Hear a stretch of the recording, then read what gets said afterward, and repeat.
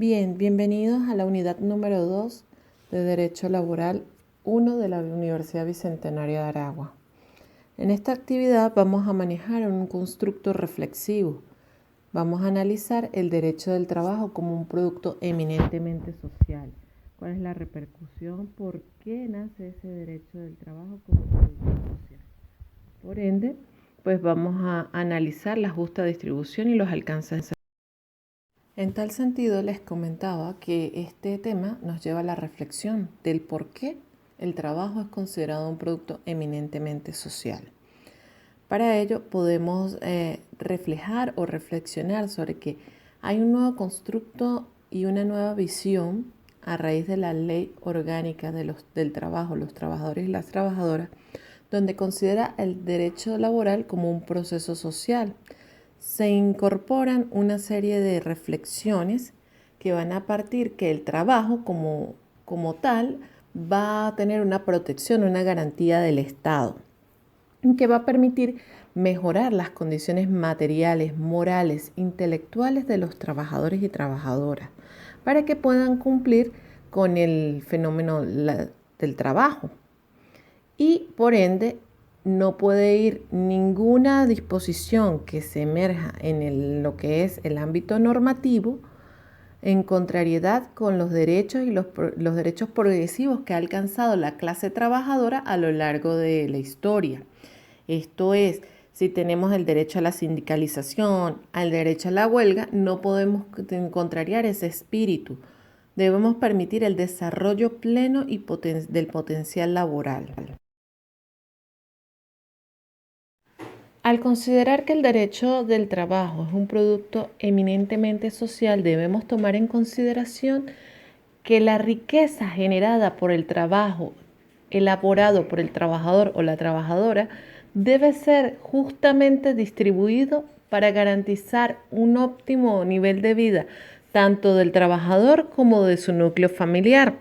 Es por ello que el legislador venezolano en el artículo 96 refiere que la riqueza la refleja como un producto social.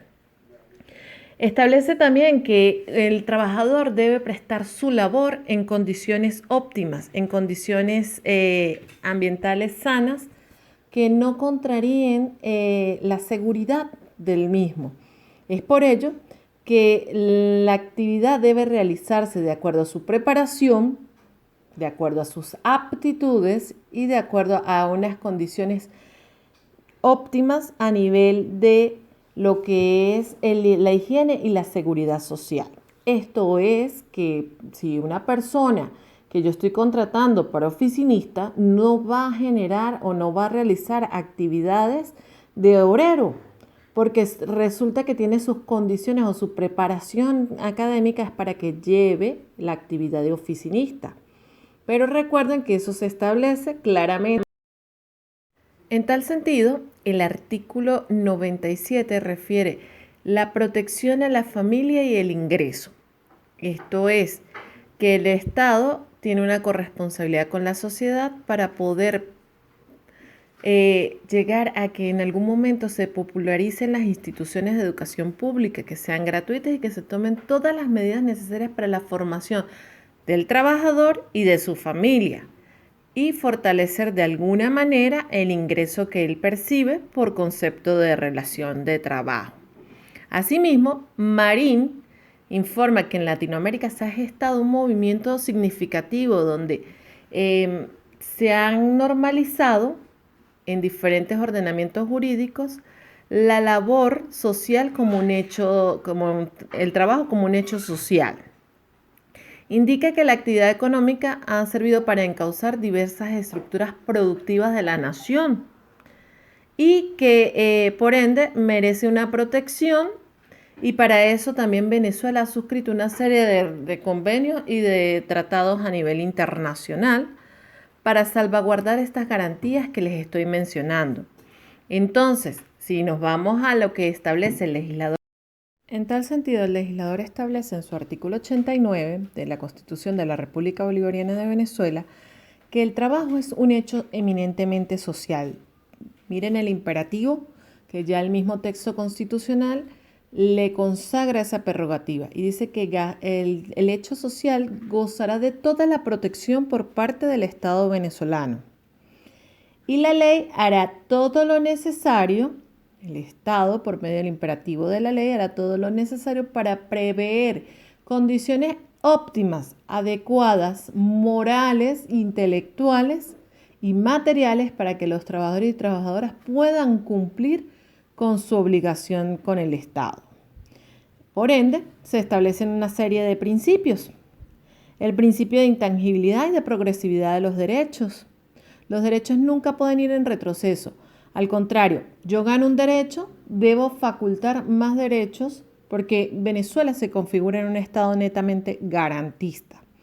Los derechos laborales son irrenunciables. Por ende, va a ser nulo todo acuerdo o convenio entre el patrono y el trabajador que implique la renuncia y el menoscabo del ejercicio del trabajo. Cuando hay un régimen desfavorable, por llamarlo de alguna forma, o hay una duda sobre qué ley voy a aplicar.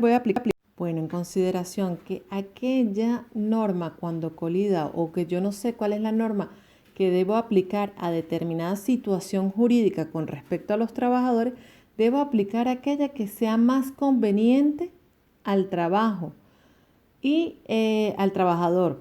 La norma adoptada aplicará una integridad.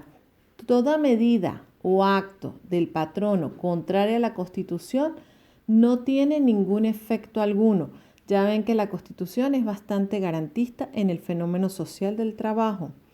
Por ende, se prohíbe el trabajo en adolescentes en labores que puedan afectar su desarrollo integral. Vemos aquí una nueva protección. Se prohíbe todo tipo de discriminación política, de edad, de sexo, de credo y cualquier otra condición.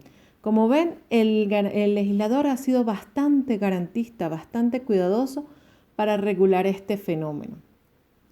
Asimismo, pues si nos vamos a delimitar por qué es un fenómeno de trabajo, la ley orgánica del trabajo, los trabajadores y las trabajadoras, señala en su artículo 1 que la ley tiene por objeto proteger el trabajo como un hecho social, garantizando íntegramente los derechos de los trabajadores y las trabajadoras, creadores de la riqueza socialmente productiva como sujetos. A tal efecto, o en concordancia también con lo establecido en el artículo 25 de la Ley Orgánica de los Trabajadores y de las Trabajadoras, dice que el proceso social del trabajo es superar todas las formas de explotación, de producción y de bienes y servicios que permiten una independencia económica, que esa independencia económica va a asegurar la satisfacción de las necesidades humanas de los trabajadores materiales, sociales y espirituales. En concordancia a esto, o se apoya con la afirmación que hace Richter en el 2006, que indica que el trabajo es un proceso social porque alude a una acción netamente humana. Vamos a ver cómo la incidencia o el fundamento que tiene la incidencia de la interacción del trabajo con respecto a las relaciones patrono-trabajador y vamos a ver cómo se construye este sustento diario.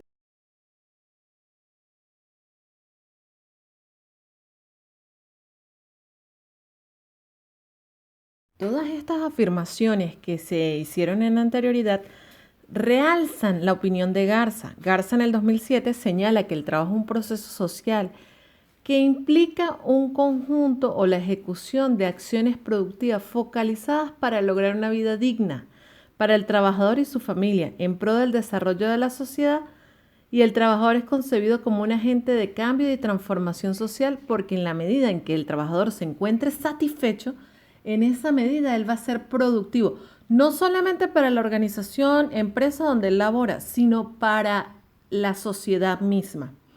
Por ende, Garza afirma que la protección de la familia no se puede desvincular porque el bienestar fundamental de la familia va a asegurar que el trabajador esté bien satisfecho. Lucena dice que hablar del proceso del trabajo es esencial revisar las condiciones que procuran bienestar tanto en el factor socioafectivo cobra una relevancia, una importancia de las condiciones.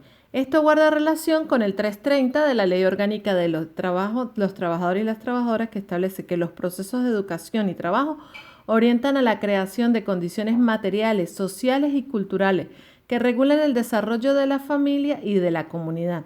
Por tanto, se evidencia la intención del legislador de proteger a los miembros de la familia para proteger a la familia, pero no es solamente la protección desde el punto de vista socioafectivo o sobre el punto de vista cultural o educativo, sino también vamos a proteger la vida y la salud, tal como lo refiere Guerrero Sánchez y Cadeño 2004, quienes dicen que la salud constituye un aspecto esencial, la salud pública para la prevención de enfermedades y también no solamente la salud desde el punto de vista preventivo, sino la salud desde el punto de vista como política y hacer un análisis detallado de los riesgos que puede correr el trabajador en su lugar de trabajo.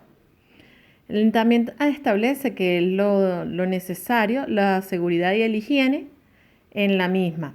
Tenemos la protección a la maternidad como punto también neurálgico dentro de la protección que brinda el legislador venezolano, ya que no solamente es a la maternidad, sino a la paternidad. Recuerden que hay dos diferentes familias, están las monoparentales, que es o padre o madre, y está la familia normal o tradicional, que es la figura normal de mamá y papá.